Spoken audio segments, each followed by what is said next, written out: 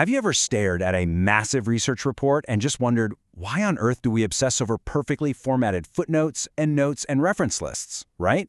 Well, it's really not just academic red tape. Welcome to This Explainer. Today, we're examining the meticulous methodology of research documentation. We're going to explore how citation systems, yes, including APA style, your bibliographies, all of it, literally form the structural blueprint of human knowledge. It's how we share, and more importantly, how we build upon our discoveries. But, before we get into the nitty-gritty of citation styles, let's look at this profound idea from Hudson Maxim. He said, "All progress is born of inquiry." I absolutely love that. It beautifully illustrates why we're out here seeking truth in the first place. Research isn't just about compiling data, is it? It's driven by doubt. It's questioning the status quo, and it's a relentless pursuit of invention. But here's the kicker. To make that invention actually useful to the rest of humanity, it has to be documented perfectly. So here's our roadmap for today's explainer. 1. The purpose of research. 2. Structuring the final report. 3. Mastering footnotes and citations. 4. Building the bibliography. And 5. The value of documentation. Let's dive in. Section 1. The purpose of research. Look, every architect needs a solid foundation before they even think about drawing up a blueprint. And in research, that starts right here, with clearly understanding what research actually is. Clifford Woody defines it not just as gathering facts, but as a dynamic, systematic cycle. We're talking about defining and redefining problems, evaluating data, reaching conclusions, and, this is absolutely crucial, carefully testing those conclusions. You aren't just sitting there reading books, you're actively manipulating concepts to extend, correct, or verify knowledge. And because it's such a rigorous process, presenting your findings requires an equally rigorous structure.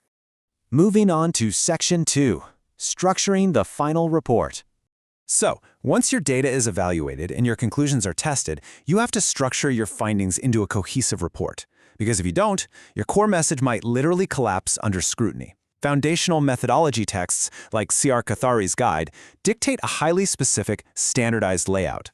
The methodology insists that how you present your research is almost as important as the research itself. It ensures that any reader anywhere in the world can navigate your work efficiently. Think of it like a building. A building has a lobby, main floors, and utility rooms, right? Well, your report must be divided into 3 distinct sections too. You've got the preliminary pages, your title, acknowledgments, table of contents, which act as the lobby, helping the reader get oriented. Then you have the main text, the introduction, your findings, the conclusion. Finally, you have the end matter. This is the utility room of your research, housing the technical appendices, your endnotes, and of course, the comprehensive bibliography.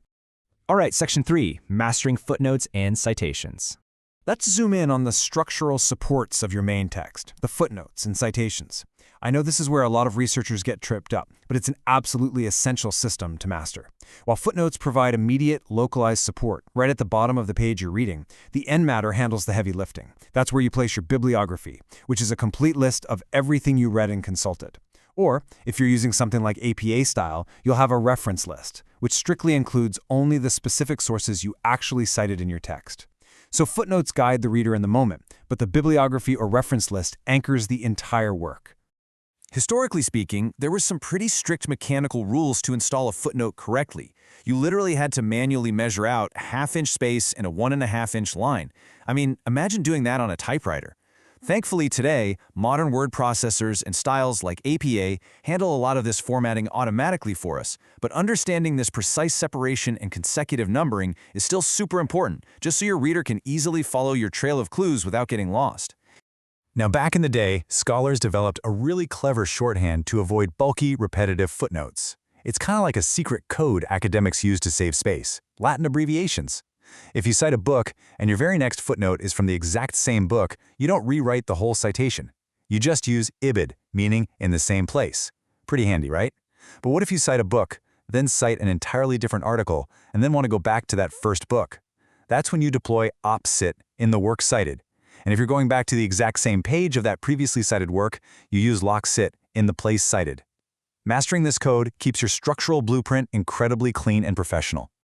Which brings us to Section 4, Building the Bibliography. With the main floors constructed and fully supported by your precise footnotes, we finally head to the end matter to assemble the ultimate materials list. Creating a bibliography or reference entry isn't just arbitrary. Whether you're using a modern standard like APA style or foundational classical formats, there is an exact sequence required. For a standard book, it generally goes like this. First, the name of the author. Second, the title of the work properly indicated with italics or underlining. Third, the place of publication, the publisher, and the date. And finally, the specific pagination or number of volumes. It's this rigid sequence that ensures uniformity across all global research. And here's a tiny detail that actually carries massive importance. Why do we always put the author's last name first in a reference list or bibliography, unlike in a normal sentence or even a footnote? Well, the answer is pure efficiency, alphabetical scanning. By placing the last name first, you ensure that any future researcher, critic, or student can instantly scan your comprehensive list alphabetically to locate and verify your materials. It's a design choice entirely focused on usability for the reader. Finally, Section 5, the value of documentation. So taking a step back, why do we go through all this meticulous trouble to learn these rules? Well, as the source material powerfully reminds us, even the most brilliant hypothesis or striking discovery is of absolutely little value if it isn't effectively communicated. The purpose of research is not well served unless the findings are made known to others.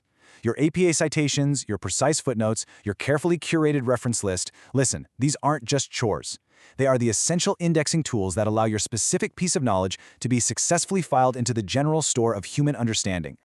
So the next time you find yourself frustrated while assembling a reference list or trying to format a tricky footnote, don't look at it as a chore. Remember that you are an architect of knowledge. You're leaving a reliable, structurally sound blueprint for the future. The real question is, what will your meticulously cited research help build tomorrow? Thanks for joining me in this explainer. Keep questioning and keep documenting.